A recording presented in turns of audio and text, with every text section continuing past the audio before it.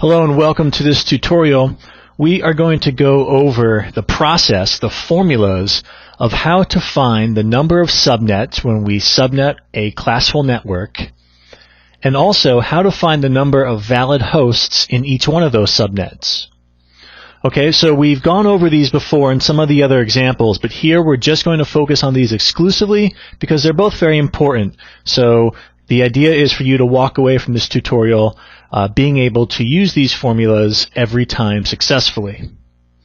So speaking of the formulas, the first one, in order to determine the number of subnets, it's very simple. It's 2 to the power of the number of subnet bits in the subnet mask. Likewise, in order to find the number of valid hosts in each one of the subnets you're creating, the formula is 2 to the power of the number of host bits in the subnet mask minus 2. And we're subtracting the minus 2 at the end here, if you remember, because we have the network number that we don't assign, and we have the broadcast address, which does not get assigned to one single host. So when we say valid hosts, we really do mean the IP addresses in a subnet that we can actually allocate to endpoints, like a computer or a router. Alright, so let's run through a few examples. Okay, we're going to look at this network number, 192.168.1.0. And we're going to subnet it by applying the subnet mask 255.255.255.240. Now that's a /28 in prefix notation, and we know that because if we look at this subnet mask in binary, we can see there are 28 1 bits. Alright, so the first thing we want to do is ask ourselves a question. Namely, is this a class A, B, or C network? 192.168.1.0. Well, the answer is it's a class C network, and we know that by looking at the first octet. 192 falls within the class C network range. Now that's important because we know a class C network has a default subnet mask of 255.255.255.0, which means the first 3 octets are dedicated to the network portion. And we know in subnetting, the network portion never changes. Well, it's good to establish that because when we want to find out the number of subnets we can create with this new subnet mask, the formula requires us 2 to the power of what?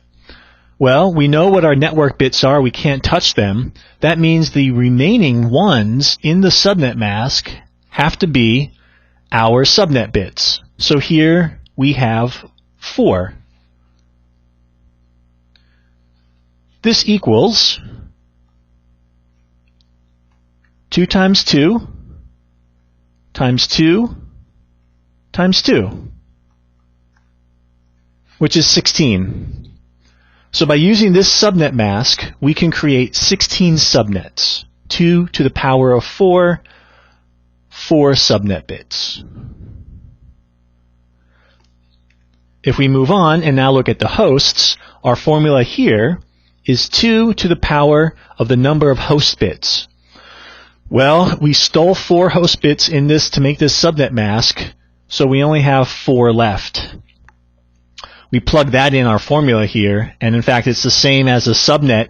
We're going to get the same answer. 2 to the power of 4 equals 16 minus 2 equals 14.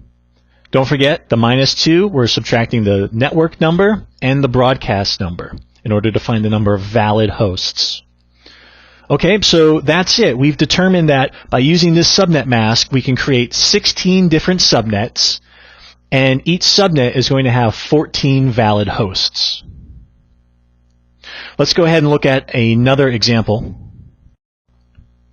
Here we're going to look at 150.150.0.0. That is our network number, and the subnet mask we're going to apply to it is here, 255.255.255.252, which is known in prefix notation as a /30 because we're adding up all the 1 bits in the subnet mask, and there are 30 of them.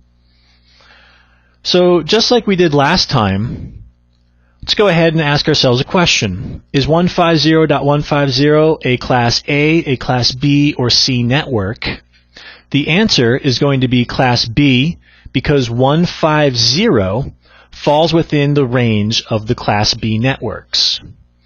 That tells us that the first two octets are dedicated to the network portion and will not be changed. So when we go ahead and try to figure out the number of subnets we can create, we need to know the number of subnet bits. Well, the remaining subnet bits in this mask are the ones, and we can see it is all of these. So our formula will be 2 to the power of 14, there are a lot of them this time, equals 16,384. That's a lot of subnets. We're really chopping this Class B network into a lot of different subnets. Let's go ahead and see how many hosts are going to be in each one of those subnets. So the formula there is 2 to the number of host bits. Here there aren't very many. There's only 2 left. 2 to the power of 2 equals 4, and then we subtract 2, one for the subnet number, one for the broadcast, to give us 2 valid hosts in each one of these 16,384 subnets. So here, we're creating many subnets, but each one is very small. In fact, we only have 2 IPs we can actually use to assign to devices in each one of these subnets. Okay, and so that is the approach you can take in order to answer these 2 questions whenever you're looking at a classful network and you are going to apply a subnet mask to it in order to then find out how many subnets you're actually going to create and then how big each subnet is going to be. In other words, how many hosts will be in each one. Okay, well, to summarize, we really just looked at these 2 formulas, and they're very useful in order to answer the questions, how many subnets are you creating, and how many valid hosts will be in each one.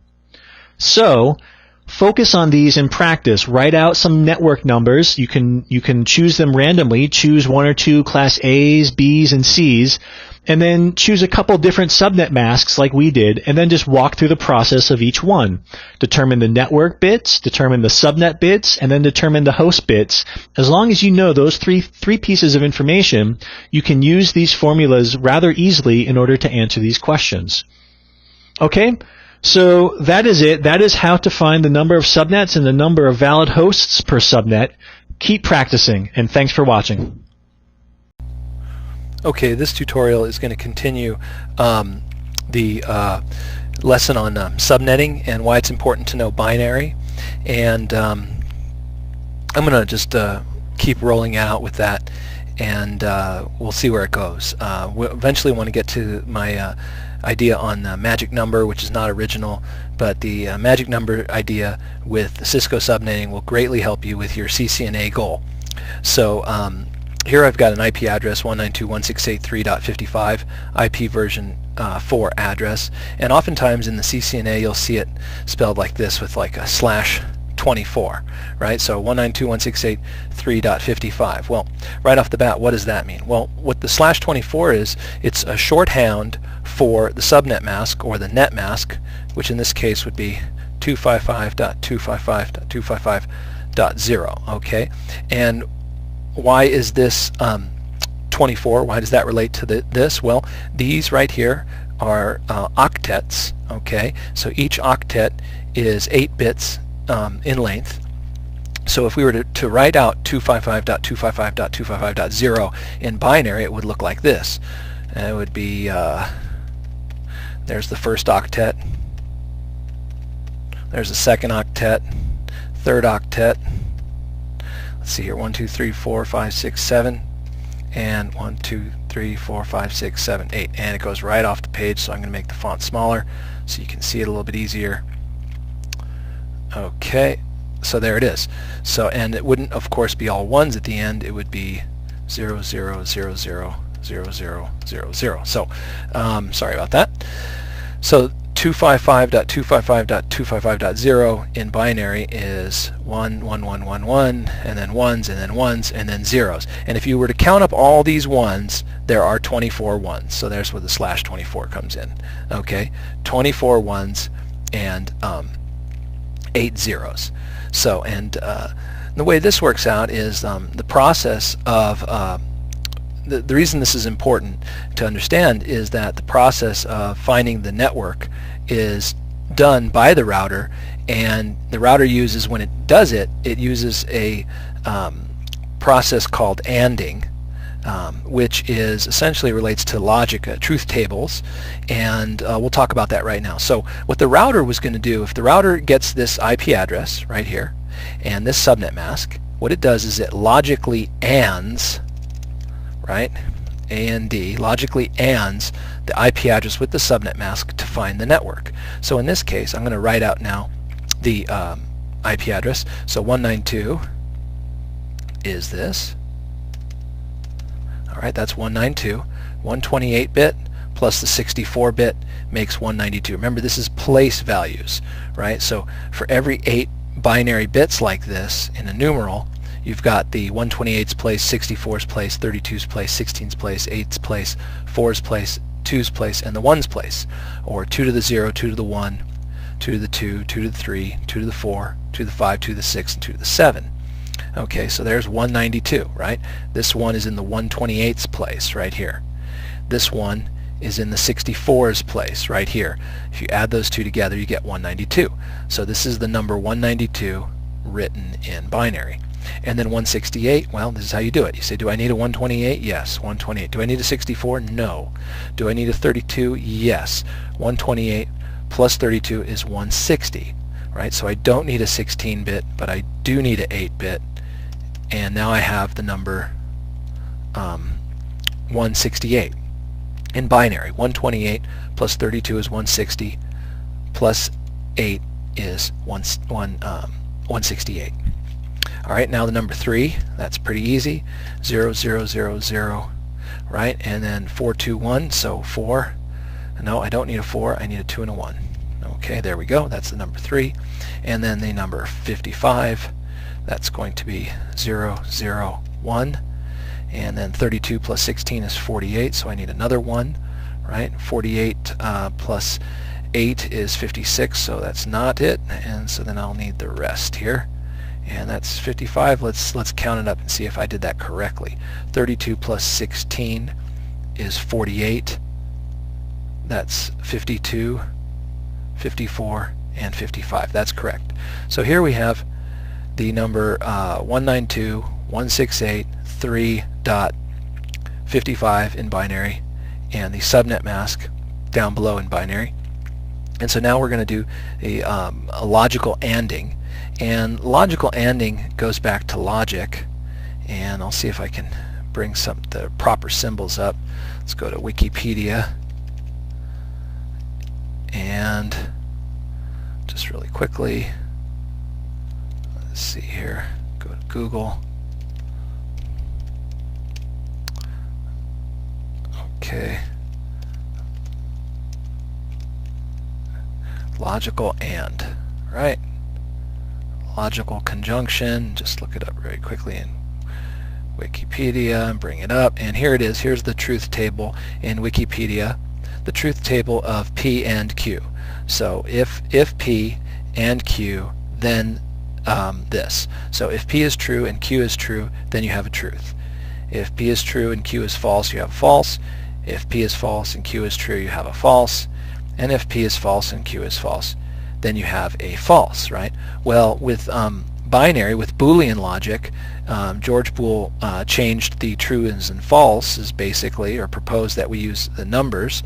So instead of true and false, you would have applications in computer programming. So instead of true and false, you have if false and false, 0 and 0 equals 0. False and a false makes a false. A false and a 1 makes a false.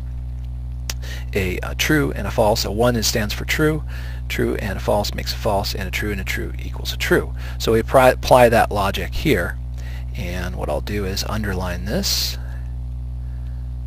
and we go below to find the network. So all the computer does is logically ANDs these numbers together to find the network. So 1 and a 1, right? A true and a true makes a true, right? And I won't underline this.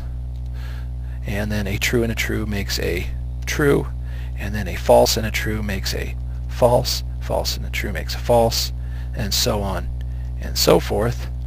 Okay, and then you'll see here that on the next octet, a true and a true makes a true, and a false and a true and a false and a true, false, false, false. So that's 192, 168, and then we get to the next octet, and we've got the same logic happening here. Okay, and so far we find out that what we have in decimal form is 192.168.3, and now when we get to this last octet right here, notice these are all zeros, so everything, 0 and a 0 makes a 0, 0 and a 0 makes a 0, a true and a false makes a 0, so everything's going to be 0 here.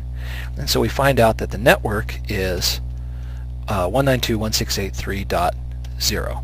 Okay, that is the network that the router is going to route to, and so this is the process of how we take binary, why it's important to understand how binary works, because the routers in Cisco CCNA, essentially what happens is the router takes the IP address right here and ANDs it, logically ANDs it with the subnet mask or the net mask to find the network. And in this case, it's very easy. It's 192.168.3 network.